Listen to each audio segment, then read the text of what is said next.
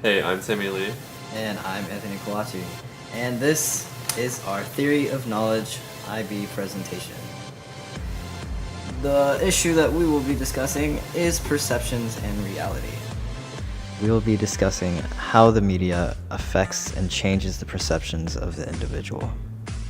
Alright, so let's start with some background information. In 2006, Abercrombie & Fitch was the cause of some controversy when the CEO of the mainstream brand, Mike Jeffries, said some negative things about their consumer target audience. He says, and I quote, "In every school there are cool and popular kids, and then there are the not-so-cool kids. Candidly, we go after the cool kids. We go after the attractive, all-American kid with a great attitude and a lot of friends. A lot of people don't belong in our clothes, and they can't belong. Are we exclusionary? Absolutely. Those companies that are in trouble are trying to target everybody, young, old, fat, skinny, but then you become totally vanilla. You don't alienate anyone, but you don't excite anybody either." Great guy, huh? And this great piece of information connects to our real life situation. In 2010, 18-year-old Hani Khan, an employee of Abercrombie & Fitch, was fired for wearing a hijab to work. Apparently, according to the company, her wearing a headscarf did not comply with the company's look that they wanted. She was working at a popular clothing store in Hollister when she was fired, told her hijab or headscarf was not allowed under Abercrombie & Fitch's look policy. Here to tell her story is Hani Khan. She is the one on the left there in silhouette because of death threats she has been receiving since coming out against the company Hollister. And joining her is Outreach Director for the Council for American Islamic Relations, Zara Bellew. Ladies, thank you for joining us. Thank you for having us. Hani, I want to start with you. When you were hired by Abercrombie & Fitch, you were told that you could wear your headscarf as long as it was white, gray, or navy blue. Then what happened on February 22nd? I went into work about a week earlier when I met with the district manager, and he put me on phone with the HR department in corporate. And she just let me know about the look policy and about how scarves weren't allowed, and that anything regarding the head, any caps weren't allowed, and that I would be taken off the schedule for further notice. And I let her know it was for religious purposes, and yet again she referred to the look policy and told me that I wouldn't be able to work. All right, and then I go in a week later. Go ahead and finish. And, Sorry. I go in a week later, and I'm told that I will no longer be working for the company as my headscarf did not comply with the look policy, and I was fired. Well, here's what Abercrombie & Fitch is saying anyway. Their statement from them, quote, "At Abercrombie & Fitch, we are committed to increasing and leveraging the diversity of our associates and management across the organization. Those differences will be supported by a culture of inclusion so that we better understand our customers, enhance our organizational effectiveness, capitalize on the talents of our workforce, and represent the communities in which we do business." So we examined our real-life situation and extracted a couple of knowledge issues. Questions that came to mind had to do with ethics, perception, the media, and different biases came to mind. But the main knowledge issue at hand is a more general one, which says, To what extent does the media affect our perception of the world? Let's break down the knowledge issue so we can better understand it. media, noun, plural for medium. Alright. Medium, noun. Any material used for expression or delineation in art. Now those are great dictionary definitions, but what does media actually mean to us? The media includes TV, movies, advertisements, news, literature, video games, etc. In relation to our real life situation, the media for Abercrombie & Fitch is their actual advertisements that they put out in products such as magazines and television, and the appearance of the employees they have that work in their stores. Now, while discriminating against other religions may not be considered ethical, it is quite important to this company the appearance of their employees, which does have an effect on sales. So here we go, right off the bat we can come up with a couple of claims. The first claim could be in favor of the company. We can say that they are in the right, firing this girl for wearing a hijab because it does not comply with their look, which does increase their sales. However, we can make a counterclaim as well. This counterclaim would say that it is not ethically correct to fire a girl simply because she is wearing a hijab, especially for religious reasons. Now let's take a look at perception. Perception, noun, the awareness of objects or other data through the medium of the senses. In TOK, sense perception is a way of knowing that lets us physically see the world around us. Now, when discussing perception in relation to media, one cannot avoid talking about aesthetics. Aesthetics are a branch of philosophy dealing with taste and study of beauty in nature and art. Aesthetics are also known as personal preferences. Now, because aesthetics depend on the individual, they cannot be judged and categorized as right or wrong. The media targets certain aesthetics in order to promote their products. According to Abercrombie & Fitch, the things that help sell their clothes are aesthetically or physically attractive people. This goes along with their want for a target audience of attractive and popular teens. Though Abercrombie seems to have an idea of what most people like, there is no real set criteria for aesthetics. So where do we get our ideas of what is good or attractive and bad and unattractive? A large part of it is culture. The culture in which we are raised has a large influence on our values and what we value as attractive. In the United States, we can be viewed as a loose culture in which we do not restrict public appearance or sexuality, whereas more modest countries such as the ones in the Middle East do restrict these things. Each of these cultures may find different values in their societies, but that doesn't mean that anyone is wrong or right. This also applies to aesthetics. Just because one thing is viewed as attractive in one culture doesn't necessarily mean it's attractive in another culture, but neither culture is wrong. Now, in the human sciences, one of the biggest ideas / controversies / discussions is the concept of nature versus nurture. The idea of culture affecting aesthetics falls under the category of nurture. But what about nature? Since we were born, we've each had personal attractions to certain things. Maybe the sound of our mother's voice, or maybe the color of a certain blanket. There is no definite explanation for why we seem to be born with aesthetics. One theory is that we have genetic codes built into our DNA that have been around since the beginning of man. These aesthetics help man survive. Things like finding an attractive mate were essential and usually equated to having healthy, more likely to survive young. Now, while this gene may be built in, it must change from time to time and from person to person due to the change of the times.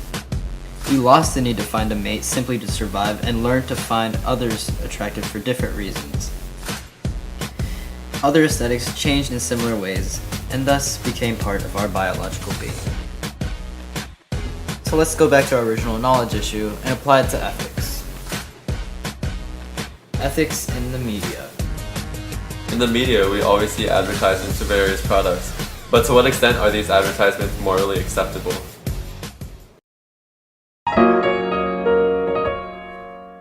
Oh, this is tragic, man. Investors just like you could lose tens of thousands of dollars on their 401k to hidden fees. Thankfully, E-Trade has low-cost investments and no hidden fees. But, you know, if you're still bent on blowing this fat stack of cash, there's a couple ways you could do it.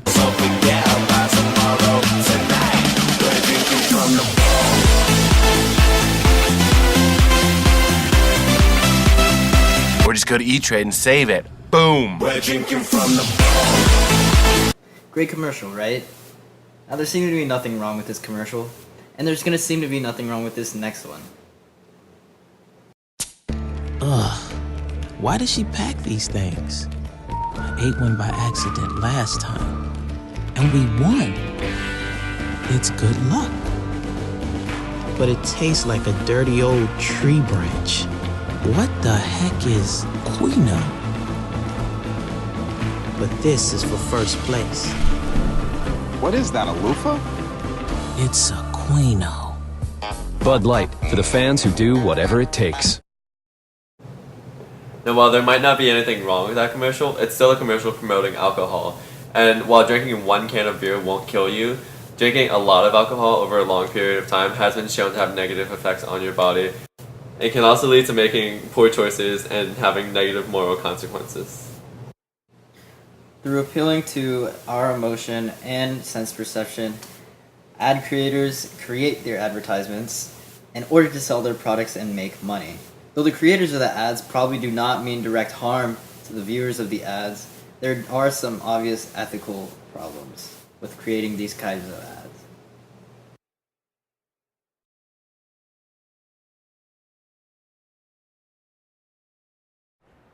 What up, guys? Hey, I'm Anthony, and I'm really bad at reading scripts. Yo, what up, guys? Hey guys, this is Anthony. So while this presentation may be going kind of smoothly, we think it's going smoothly. I don't know what you think whatever you want. But while it may be going smoothly, it is kind of missing a part. Something kind of important. Us. Okay, I'm not trying to be like self-righteous. I'm not that important. Blah blah blah blah blah. But in TOK, the knower's perspective or personal perspectives are quite important. As far as TOK goes. Alright, so now back to the real life situation. Obviously, as a guy that was taught growing up that you should be accepting of other people, this kind of irks me. Okay, it really irks me. Because you just don't. That's something you don't mess with. And it's not even like this girl is wearing this hijab for her health. It's like for religious purposes. You don't mess with religion, especially we have the freedom of religion in this country, and that's just kind of annoying that she can't express her own beliefs for wearing this headdress. They're set on the type of people that they hire. They need like attractive people, tall guys, buff guys, beautiful girls, etc., etc. And that's how they sell their clothes. That's how they sell it. Have you seen like the Hollister bags? Like it's guys like with incredible. Okay, I'm gonna stop talking. I'm just gonna show you. This is what I'm talking about. Okay, so you see like this buff, shirtless guy, great hair by the way, and this, I can't really see her face, but I'm guessing she's like a beautiful girl. And this is just an example, like this is just one of the bags, like if you shop there, you know what I'm talking about, like all the models and stuff. And that's how they sell their clothes, like that's how they raise sales. Mike Jeffries, the CEO, does say that they are exclusionary. I don't think that the founder of Abercrombie or whoever that guy is did not mean for it to be exclusionary, but it just ended up being that way due to like the atmosphere of your employees and models. But now, let's stray away, or rather, no, let's expand off of our original knowledge issue, and let's go to ads in general. Now, you see some really weird ads out there. Like, there's one that I saw not recently where this guy in white was dancing, and this girl in red was also dancing on the street, and they were doing some weird, like, contemporary mixed with, like, I don't know, flamenco, ballet, whatever, and then the girl curls up in a little ball on the ground, and the guy goes up to her and, like, wraps himself over it. And it was great. It was a beautiful commercial. I just didn't know what it was for until the end. And it turns out it was for sushi. And it was really weird. But then I was like, wow, I really want sushi. And I didn't say it out loud like, oh, I want sushi. But it was like subconsciously, like I had a craving. Did you feel? As opposed to like commercials, I rant about these all the time. About the Fun Spot commercials. They look like they took a cell phone and they looked at each other and was like, hey guys, you know what'd be great right now? Publicity.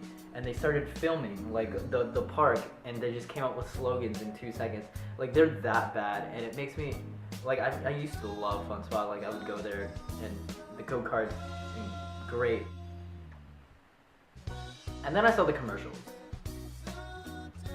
What compelled you to make this thing that you thought would make me want to buy whatever service slash product slash service, I said service. Now, I'm gonna expand little bit more. Like, this is kind of stretching it a bit. But it's a point that we have to make. Appearance matters. I don't really care what you say. Your self-portrayal really matters. When, let's say, you get dressed, you're like, how am I going to portray myself today? Am I going to dress like a nerd, like a bum, like I'm going to a party, like I'm athletic, or whatever, like I just got out of bed? It doesn't matter, but you choose how you want people to see you, and that affects their perception of you. Sometimes it's not even on purpose, like it's our subconscious working, like, oh, this person's attractive, oh, this person should avoid, oh, this person belongs in jail, etc. But it's all subconscious, and it affects our perception of the world around us. Alright, that's pretty much it, I guess.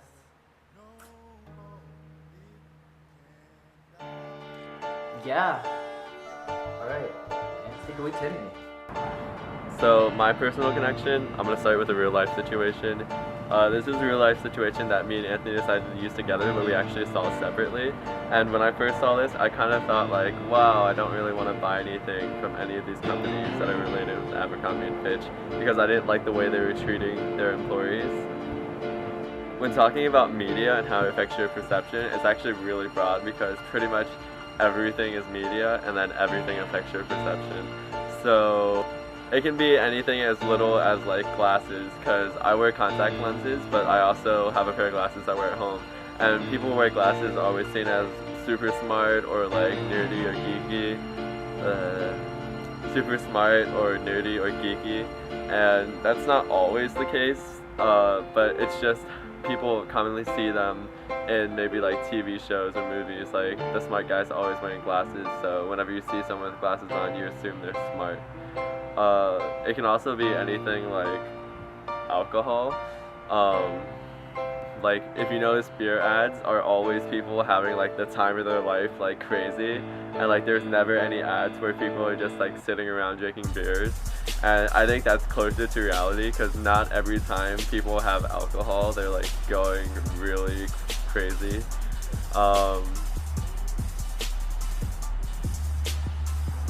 But it's just like the effect that the media has on you. Whenever you see someone drinking alcohol, you're thinking, oh, there's probably some really cool party going on somewhere. But there's also tobacco ads, and not actually ads for tobacco because that's illegal, but like if you guys have noticed recently, they're the like truth ads.